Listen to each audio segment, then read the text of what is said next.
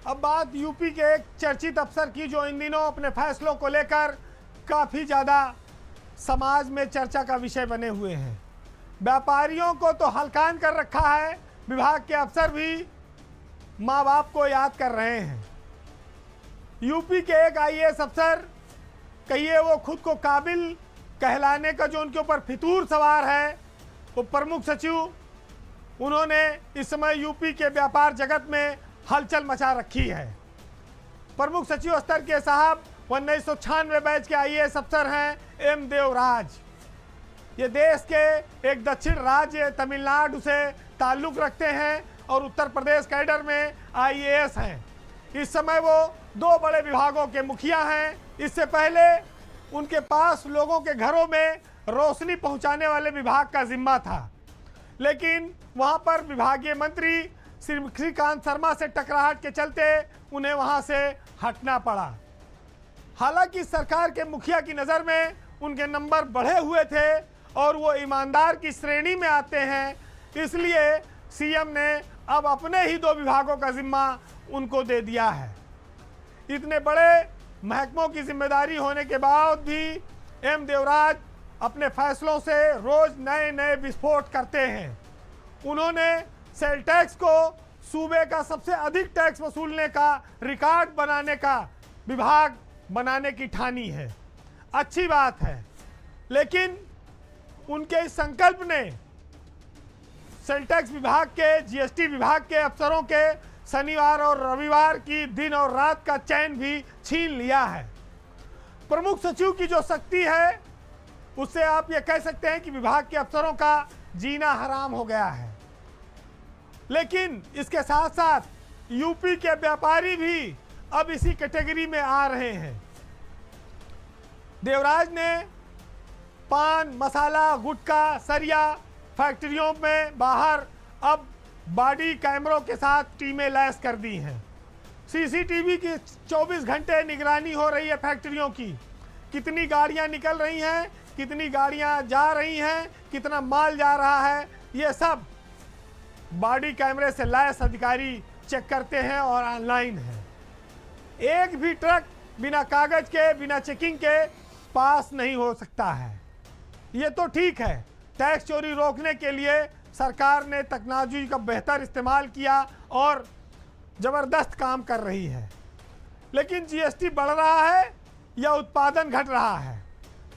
कई सारे फैक्ट्रियों में उत्पादन ठप हो गया है, बाहर से माल आ रहा है चोरी का, जो माल मौजूद है बाजार में उसका रेट बढ़ गया है।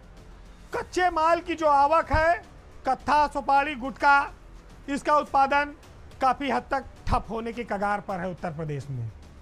सरिया, सीमेंट से लेके तमाम सारी चीज़ें भी ठप हो रही हैं फैक्ट्रियाँ, क्योंकि रात दिन पहरा है देवराज के अफसरों का। और टैक्स चोरी रोकने के चक्कर में बाहर से माल आकर यूपी में बिकने वाला है, उसको रोकना पकड़ना भी अब एक बड़ी जिम्मेदारी बन गई है। जो मलाईदार पदों पर छापामार या सचल दल में लोग तैनात थे, उनको चुन चुन कर ठिकाने लगाया जा चुका है। देवराज की जो शक्ति है, उसने प्रदेश के जीएसटी के गणित को काफ़ी हद तक गड़बड़ा दिया है। लेकिन उन्होंने सरकार को ये एश्योरेंस दिया है कि वो उत्तर प्रदेश में जीएसटी विभाग को सबसे ज़्यादा राजस्व देने वाला विभाग बनाएंगे। और यही वजह है कि मुख्यमंत्री ने भी उनको मार्च तक का अवसर दिया है कि फ्री हैंड के साथ वो काम करके दिखाएं। उम्मीद है कि उनकी यह तरकीब शायद राजस्व बढ़ाने में कामयाब भी हो जाए, लेकिन बहुत जल्दी यह भी तय हो जाएगा कि उनकी काबिलियत सरकार के लिए फ़ायदा पहुंचा रही है या मुसीबत बनने वाली है। वैसे प्रदेश भर के व्यापारी सेल टैक्स विभाग के इन अफसरों के कारनामे से हलकान हैं, नाराज हैं, धरना प्रदर्शन की चेतावनी भी दे रहे हैं। आंदोलन भी शुरू होने वाला है। कई मोर्चों पर एक साथ अब जीएसटी और वाणिज्य कर विभाग को सामना करना होगा। स्वाभाविक है कि जब शक्ति होती है तो तकलीफ होती है, घूसखोरी पर लगाम लगती है तब भी तकलीफ होती है।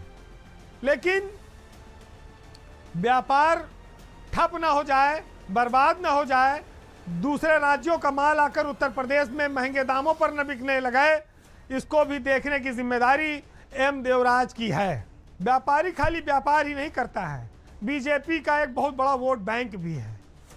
इस चीज को भी सरकार को ध्यान में रखना होगा।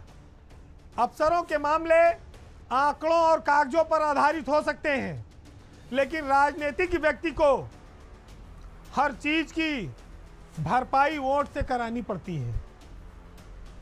मुख्यमंत्री हो, मंत्री हो, सरकार हो, पार्टी हो, उनको इस बात का भी ध्यान रखना होगा कि अगर सांस लेने की भी गुंजाइश नहीं बचेगी तो फिर व्यापारी आपके खिलाफ होने में देर नहीं लगाएगा। सख्ती उतना करो, चूड़ी उतने टाइट करो जितने फेल ना हो जाए। अगर ज़्यादा टाइट करोगे चूड़ी फेल हो जाएगी, फिर आपके कंट्रोल में नहीं आएगी। सरकार का काम सिर्फ रात दिन पैसा बनाना नहीं है। सरकार का काम खाली टैक्स वसूल कर अपने खजाने को भरने का नहीं है। सरकार का काम वेलफेयर भी है, व्यापार को सहूलियत देने का भी है। बहुत सारी अभी समिट हुई इन्वेस्टरों के लुभाने के लिए, बुलाने के लिए, उस पर भी प्रभाव न पड़े, विपरीत असर न जाए, ये भी देखने की जिम्मेदारी सरकार की है। क्योंकि आखिरी दिन हर फैसले की कीमत राजनीतिक लोगों को ही चुकानी पड़ती है।